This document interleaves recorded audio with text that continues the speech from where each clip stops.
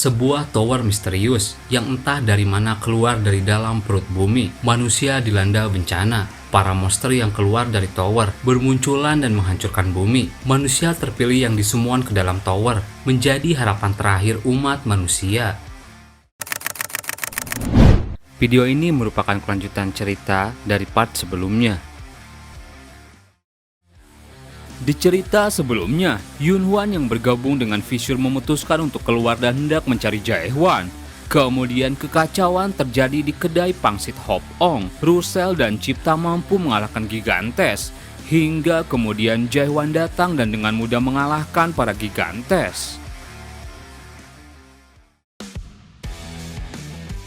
Cerita berlanjut di side ke-7. Dua orang berpapasan sambil ngobrol. Kau juga tahu bukan, saat ini Abby sedang kacau. Entah apa yang terjadi. Dunia ini kacau sekali. Dunia ini benar-benar akan berakhir. Mereka berdua berpisah, tapi baru beberapa langkah mereka kembali bicara perkataan hal yang sama. Kau juga tahu bukan, saat ini Abby sedang kacau. Di sana Seolha mendengarkan perbincangan mereka dari sebuah gedung. Di sini adalah salah satu tempat di mana waktu berhenti berjalan. Semua makhluk di sini hidup seperti pasien yang mengalami kehilangan ingatan jangka pendek, mengulangi momen yang sama seperti menjalani hidup dan mengulanginya lagi dan lagi. Di sini adalah tempat berkumpulnya para dewa dan semua makhluk lainnya yang sudah bosan dan menyerah dengan kehidupan dewa yang menderita Alzheimer. Berhenti menghakimi segala hal dan menolak masa depan. Para dewa yang telah mempertahankan kewarasan mereka terlalu lama pada akhirnya akan mengalami kerusakan pada fungsi kognitif mereka. Mereka mengurung diri mereka di sini memastikan agar mereka tidak bisa pergi kemana-mana. Kebanyakan dewa di sini kehilangan pengikutnya dan bahkan juga kepercayaan mempertahankan diri sudah hampir lenyap. Terlihat Seolha sedang membaca sebuah buku.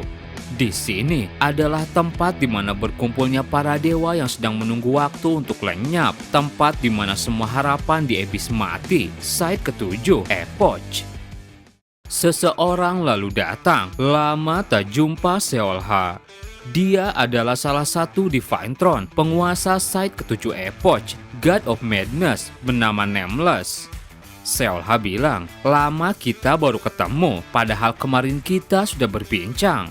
Nameless menjawab, tetap saja itu bisa dianggap lama. Ah, buku itu. Seolha bilang, ini ditulis oleh God of Machki, Pierre. Dia dikenal sebagai dewa eksentrik yang menghabiskan hidupnya membantu dewa-dewa bawah di Abyss. Dia yang menemukan site ke-7 ini dan karena alasan tertentu menemui akhirnya di sini. Nameless bertanya, ngomong-ngomong kenapa kau datang ke sini? Seolha mulai kesal. Aku sudah mengatakan hal ini selama 3 bulan, tapi ini akan jadi yang terakhir kali. 3 site sudah hancur, site Tropical Night, Syndrome, dan Ragnarok. Dan menurut informasi yang baru aku dapatkan, site kedua masih bertahan paling lama, tapi diambang kehancuran. Nameless bilang, jadi begitu. Seolha tambah kesal. Sebenarnya kau mengerti apa yang sedang terjadi atau tidak? Menurutmu tempat mana lagi yang akan diincar oleh Fissure? Pasti mereka akan ke sini. Nameless lalu berpaling. Mereka takkan datang. Seolha semakin kesal. Kenapa begitu? Apa karena site ini penuh dengan dewa penyakitan? Apa karena kau sendiri yang dulu pernah jadi bagian Fissure? Lebih tepatnya kau adalah salah satu pendiri Fissure. Aku tahu kau bersama dengan ketua Fissure dan Buddha. Kalian bertiga yang membuat Fissure. Tapi apa menurutmu mereka tidak akan datang karena alasan itu?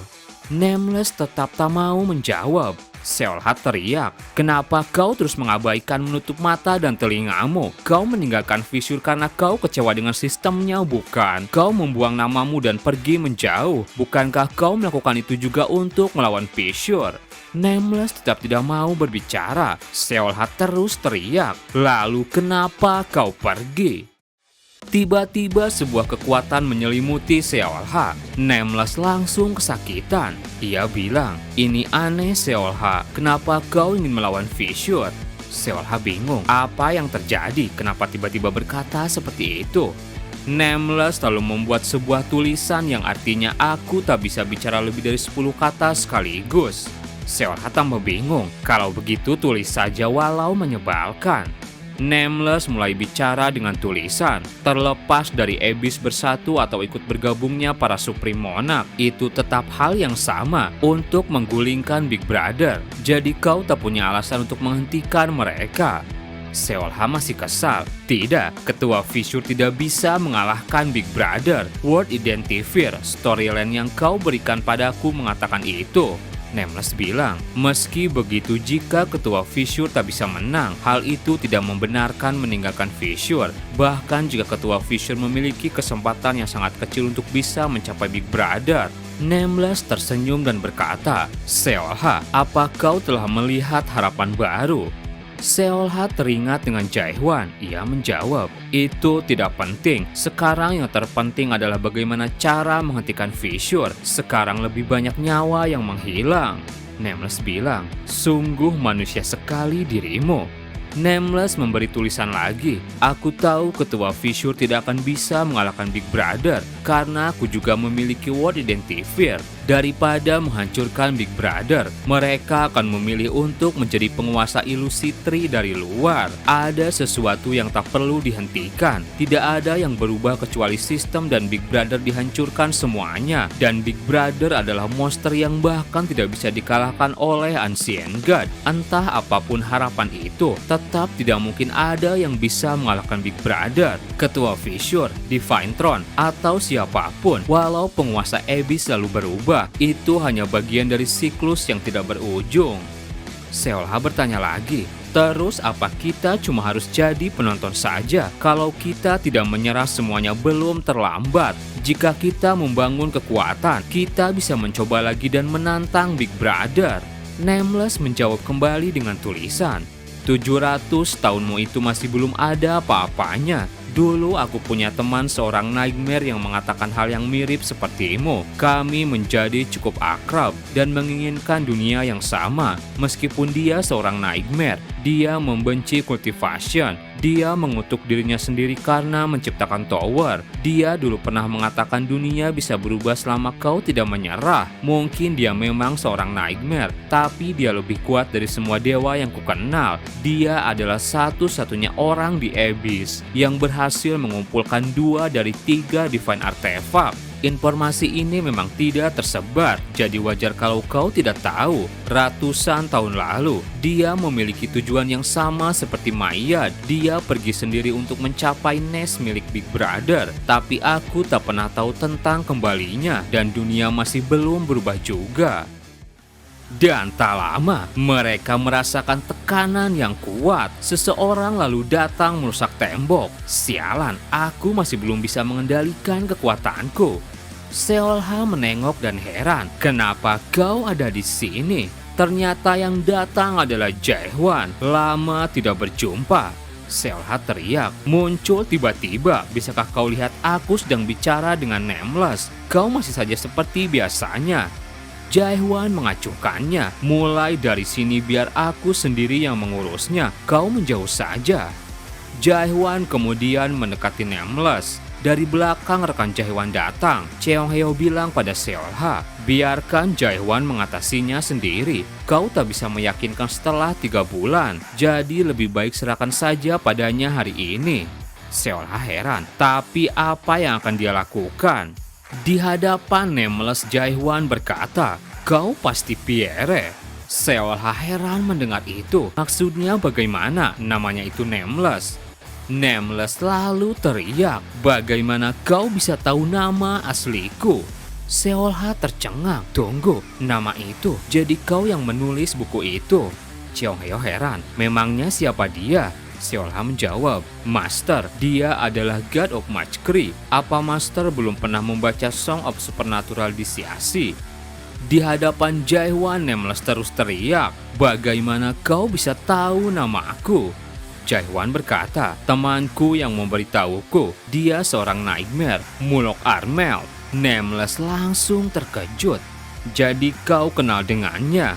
Jaehwan bilang, memang belum pernah bertemu langsung, tapi aku mengenalinya lebih dari siapapun di dunia ini. Nameless dalam hatinya bilang, kalau begitu aku akan sedikit mengujinya. Ia mengaktifkan kemampuannya, Eye of Truth. Jaehwan menyadari itu manipulation based storyline. Maaf, tapi itu tidak akan mempan pada aku. Skill itu lalu pecah. Jaehwan berkata, aku ingin meminjam kekuatanmu. Nameless bilang, tidak ada gunanya, semuanya sudah berakhir. Jaehwan menunjuknya, aku masih belum menyerah, tapi sebelum itu aku ingin melihat kekuatanmu, apakah layak untuk dipinjam atau tidak. Nameless langsung tertawa, sombong sekali. Kemudian sebuah kekuatan menyelimuti tubuh Jaehwan.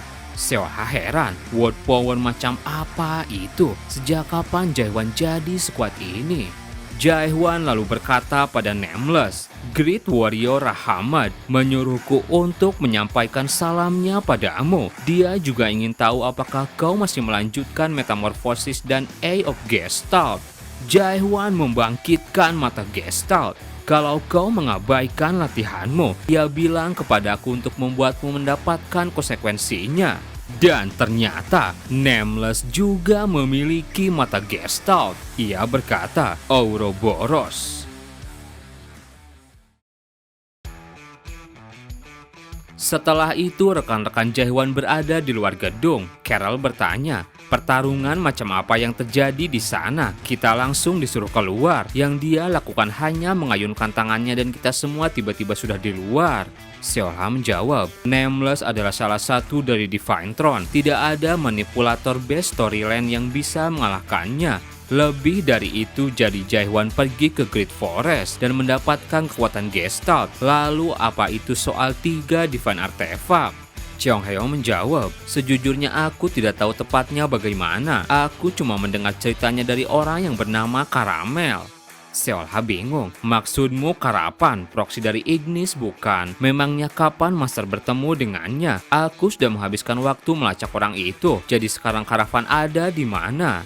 Cheongheo bilang, dia pergi ke Site 2, katanya dia ingin melindungi wilayahnya. Kita akan segera bertemu dengannya nanti, jadi jangan terlalu mengkhawatirkannya. Seolha kesal, astaga, apa kau tak tahu seberapa putus asanya situasi sekarang ini? Apa kau tahu seberapa kuat pasukan Fissure sekarang? Tak lama kemudian Jaehwan keluar, kenapa ribut sekali? Seolha bilang, apa yang kau lakukan di sana? Jaehwan menjawab, kami bertarung. Seolha heran, kalian tidak terlihat bertarung. Kalau memang seperti itu, kau pasti sudah menghancurkan sana-sini dari tadi. Jaehwan bilang, kami tidak bertarung dengan kekuatan. Dia cukup berguna, tapi dia punya satu syarat. Seolha tambah kesal, jawab aku, apa yang sebenarnya kalian lakukan di sana? Aku sudah terjebak di sana selama 3 bulan hanya untuk membujuknya, walaupun kekuatanmu bertambah melawan Nameless itu. Runad lalu mendekat dan bilang, Jaehwan menang melawannya. Berbagai Jaehwan lain muncul dari segala tempat dan menyerang Dewa Nameless itu. Jaehwan menghajarnya habis-habisan. Seolha bingung mendengar itu. Baiklah, kalau begitu apa syaratnya? Jaehwan menunjuk ke langit. Di sana banyak kapal tempur memasuki Site ke-7. Jaehwan berkata, Nameless setuju membantu kita jika aku bisa mengalahkan mereka. Cheongheo menyadari kapal itu. Fissure, apa kau yakin dengan ini? Meskipun kau sudah bertambah kuat, bertarung melawan mereka sekarang pasti akan kesulitan.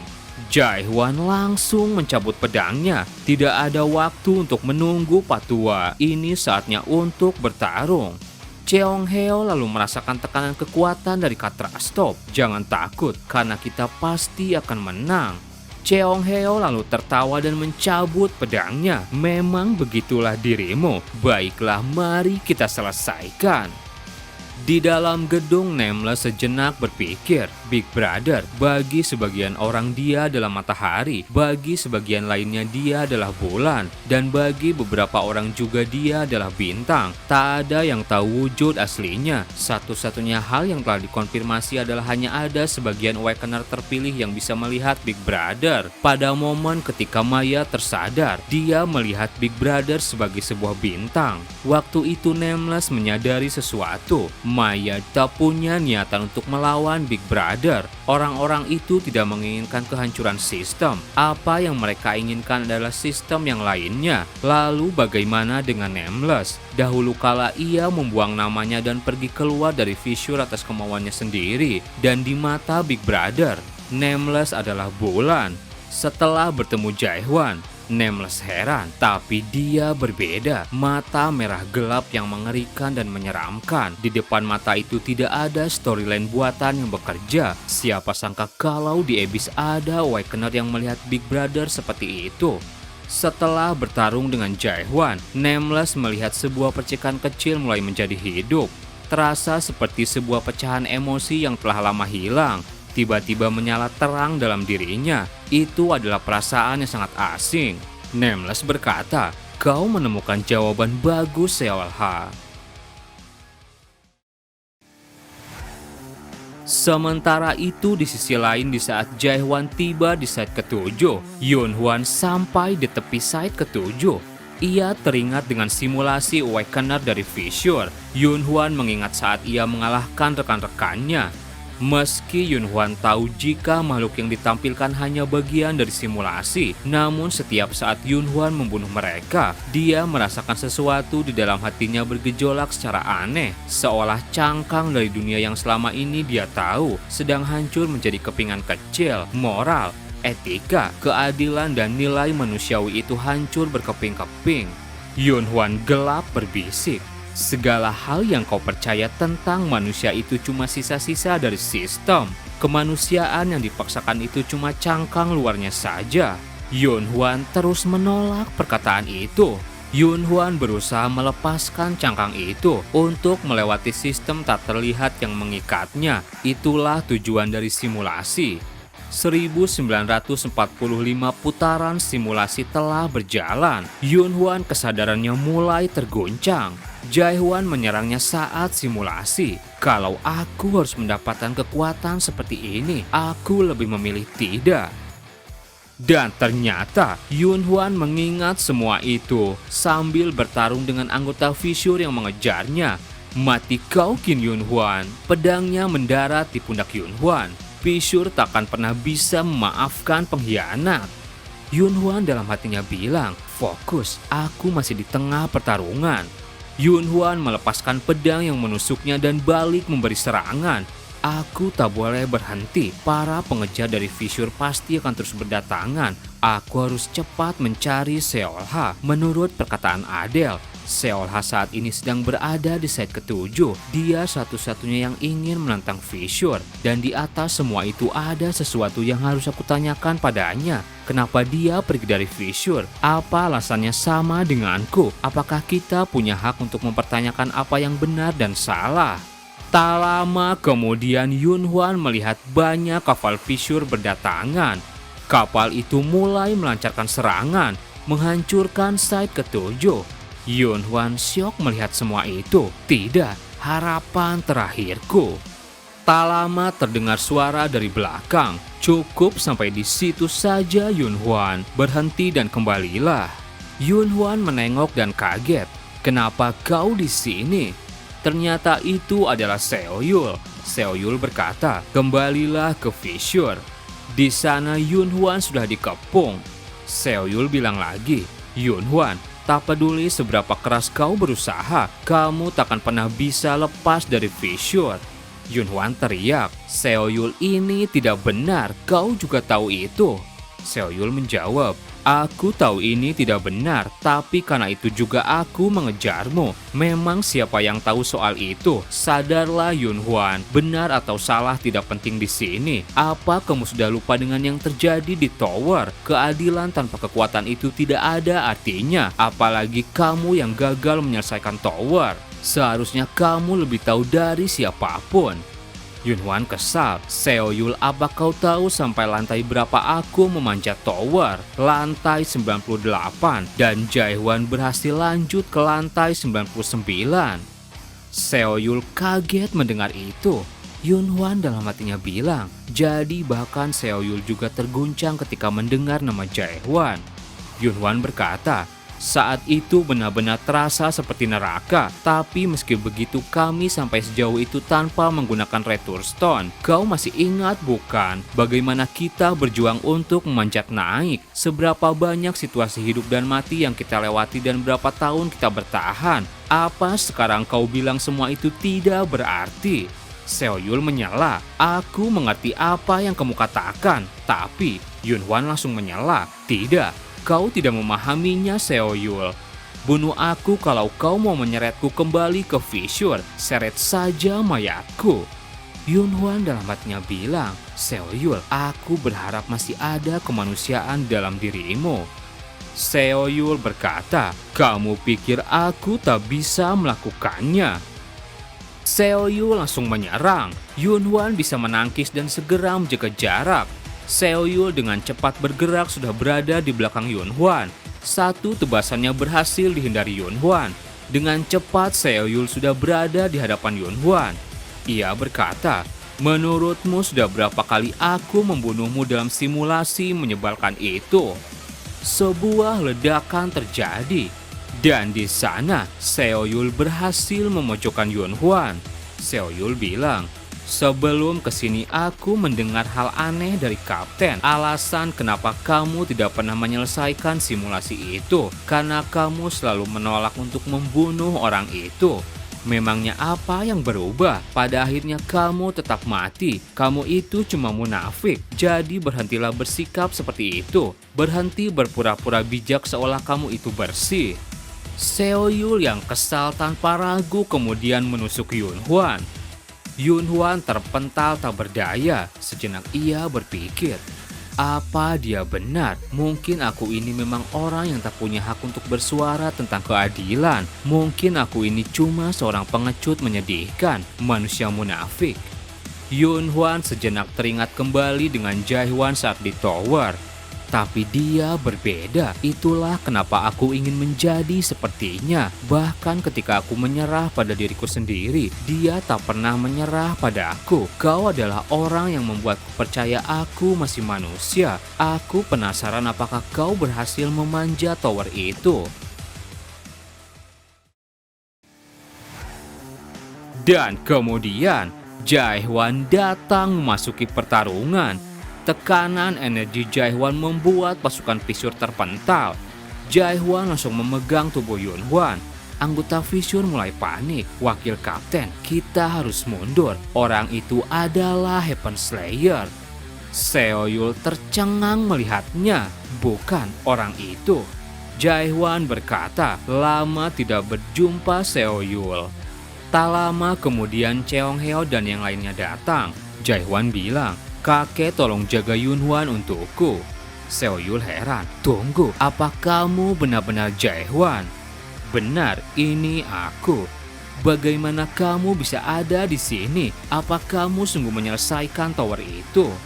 Jaehwan menjawab, tidak, aku tidak menyelesaikannya. Seoyul memegang pedangnya dengan erat. Sudah kuduga kamu gagal seperti kami dan berakhir di Abyss. Kurasa itu memang hal yang mustahil. Tapi mendadak, Seoyul menjatuhkan pedangnya. Ia merasakan sakit kepala. Apa ini? Jaehwan berkata, aku tidak gagal, tapi aku menghancurkan tower itu dan pergi keluar. Seoyul langsung kaget. Apa maksudnya dengan menghancurkan tower itu? Sejenak Seoyul teringat dengan berita yang selalu menggemparkan Abyss. Seorang irregular yang menghancurkan tower. Orang yang mengancam Monarch di Chaos. Ancaman baru yang muncul di Abyss. Dianggap sebagai ancaman tingkat fissure dan Gridland. Dia adalah Heaven Slayer. Seoyul bilang, jadi kau Heaven Slayer? Jaehwan menjawab, orang-orang memanggilku begitu. Seoyul langsung tertunduk. Bagaimana bisa seorang yang telah melalui semua itu masih tidak menyerah? Jaehwan menjawab, karena aku sudah melewatinya. Itu sebabnya aku masih belum menyerah. Seoyul langsung gemetaran. Aku mengerti, jadi kamu masih berusaha naik ke lantai berikutnya waktu itu. Kemudian Seoyul melihat santuari milik Jaehwan. Seoyul langsung tertunduk lemas. Kenapa baru muncul sekarang? Kenapa muncul di depanku setelah selama ini? Apa yang kamu harapkan dariku sekarang? Duniaku sudah berubah. Jaehwan melihat santuari Seoyul, di mana rekan-rekannya dulu saat di tower tergeletak dalam genangan darah. Kemudian dengan pedangnya Jaehwan melenyapkan semua itu. Jaehwan memegang pundak Seoyul dan berkata, "Maaf aku terlambat Seoyul, kau pasti sudah melalui banyak hal." Seoyul, berbagai macam emosi keluar dari dalam seperti air terjun. Semua pemahaman palsu yang dia percaya di tengah perasaan kosong dan kehilangan yang begitu besar. Di sana Seoyul tak kuasa menahan air matanya. "Maaf, aku minta maaf Jaehwan."